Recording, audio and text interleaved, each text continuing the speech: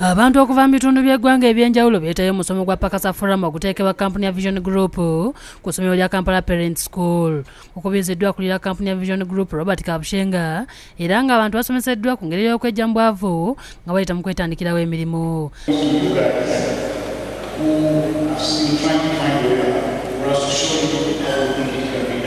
Abakulembeddemu okusomesa abantu ye Patrick Ngowi, Noah Walakira, Kilaliz Irabigiza, Ange Muyubira ne James Moria. Basomesezza abantu engeri y'okutandikawo emirimu nga Ngowi ategeeza nti wali kintu ky'ofunamu nga tukibonaabonedde era n'asaba oyo yenna ayagala okutandikawo omulimu obutava ku mulamwa.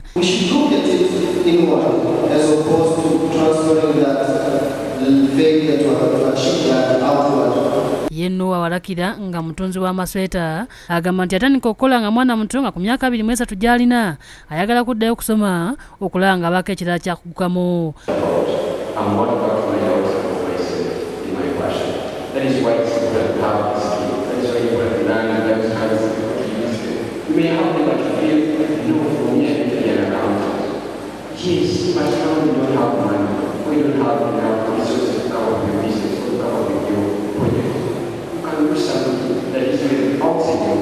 Bakira buli akwata akazindaalo nga tutola gye nvuddeyo okwagazisa abavubuka okukola. I was providing a service, finding the clients where they are, and I did not have to look like, you don't have a full setting to start, which means there's something that you can do starting where you are.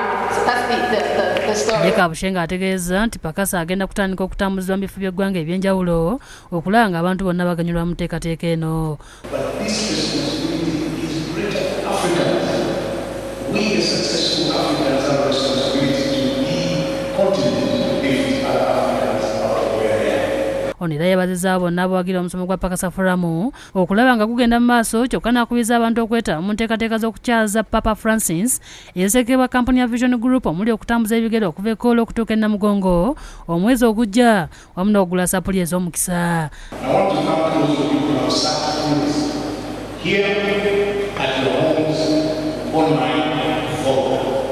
Because when you come, it gives us inspiration to continue doing this because we realize it's relevant to all of you. Abamu ku beetayo mu musomo guno bategeeza nga baganyuddwa nti nabo bizinesi zaabwe bazisuubira okugenda mu maaso. Nsanyuse nnyo okuwulira abavubuka abato nga beekolerawo ebintu nga tebafa just kubeera kunoonya mirimu gya office naye nga bakozesa amagezi ge baba bayize mu masomero.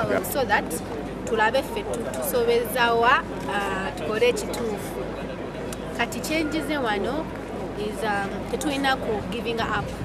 Bw'oba otandika ebintu tebibeera byangu but in the long run ekintu ky'okikola ne kivaayo and you develop your business. Afuwa Nakityo ne Ismail Nsubuga be bakusakidde eggulire lino ku lwa Bukedde TV.